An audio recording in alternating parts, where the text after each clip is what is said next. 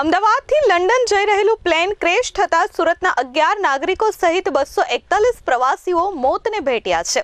અત્યંત ગોજારા અકસ્માતમાં મૃતદેહો પરિવારજનોને સોંપવા માટે અમદાવાદ સિવિલ હોસ્પિટલ ખાતે યુદ્ધના ધોરણે ડીએનએ સેમ્પલિંગની અને મેચિંગની કાર્યવાહી હાથ ધરવામાં આવી છે, જેમાં આજે સુરત ખાતે રહેતા અને લંડન જઈ રહેલા ડોક્ટર હિતેશ શાહ અને ડોક્ટર અમિતા શાહના ડીએનએ સેમ્પલ મેચ થતા પરિવારજનોને તેઓના મૃતદેહ સુપરત કરવામાં આવ્યા હતા। આજે સુરતના જહાંગીરપુરા કુરુક્ષેત્ર સ્મશાન ભૂમિ ખાતે દંપતીના અંતિમ સંસ્કાર કરવામાં આવ્યા હતા। દંપતીના મોતને પગલે પરિવારજનો ભાંગી પડ્યા હતા। ગત 12મી જૂનના રોજ અમદાવાદથી લંડન જઈ રહેલી એર ઇન્ડિયાની ફ્લાઇટ દુર્ઘટનાગ્રસ્ત થતા સમગ્ર દેશમાં ભારે ચકચાર મચી હતી। આ ગોજારા અકસ્માતમાં એકમાત્ર મુસાફરને બાદ કરતા તમામ મુસાફરોના મોત નિપજ્યા હતા। આ સિવાય જે બિલ્ડિંગ પર પ્લેન ક્રેશ થયું હતું ત્યાં પણ તબીબોના મોત થયા હતા। આ પ્લેનમાં સવાર સુરત શહેર અને જિલ્લાના 11 મુસાફરો પણ મોતને ભેટતા તેઓના પરિવારજનો પર આભ તૂટી પડ્યું હતું।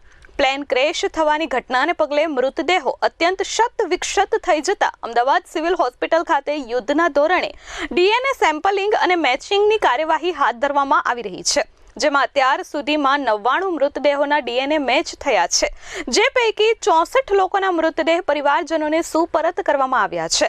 ડીએનએ મેચ થતા તંત્ર દ્વારા તેઓના પરિવારજનોને મૃતદેહ સોંપવા માટેની કાર્યવાહી હાથ ધરવામાં આવી છે।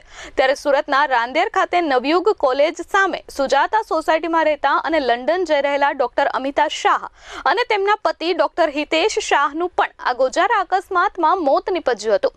તેમના ડીએનએ સેમ્પલિંગ અને મેચની કાર્યવાહી હાથ ધરવામાં આવી હતી, જેમાં ડોક્ટર અમિતા શાહનું ડીએનએ તેમના બહેન ફાલ્ગુનીબેન સાથે મેચ થયું હતું, જ્યારે ડોક્ટર હિતેશ શાહનું ડીએનએ તેમના અમેરિકા ખાતે રહેતા પુત્ર સ્મિત સાથે મેચ થતા તંત્ર દ્વારા બંને મૃતદેહો તેમના પરિવારજનોને સોંપવામાં આવ્યા હતા।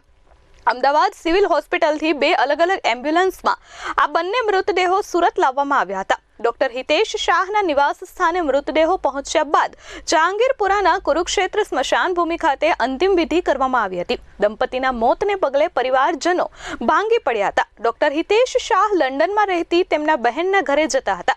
સુરતની જનરલ હોસ્પિટલમાં તેઓ સેવા આપતા હતા અને અડાજણ પાટિયા વિસ્તારમાં આવેલા સુગમ સોસાયટીમાં સ્મિત હોસ્પિટલ પણ ચલાવતા હતા। ડોક્ટર દંપતીનું અકાળે મૃત્યુ થઈ જતા સુરતના ડોક્ટર જગતમાં પણ શોકનો માહોલ જોવા મળ્યો છે। આજે મોટી સંખ્યામાં લોકો અંતિમ યાત્રામાં જોડાયા હતા અને શ્રદ્ધાંજલિ પાઠવી હતી। તમામ સ્વજનો, આપ્તજનો, પરિવારજનો, એમના સ્નેહી સ્વજનો, સંબંધીઓ અને સવિશેષ ડોક્ટરી આલમ તરફથી ખૂબ જ શોક અને ખૂબ જ આઘાતની લાગણી વ્યક્ત કરું છું। પ્રભુ એમના આત્માને શાંતિ આપે। ઓમ શાંતિ। Bureau report S24 news Surat.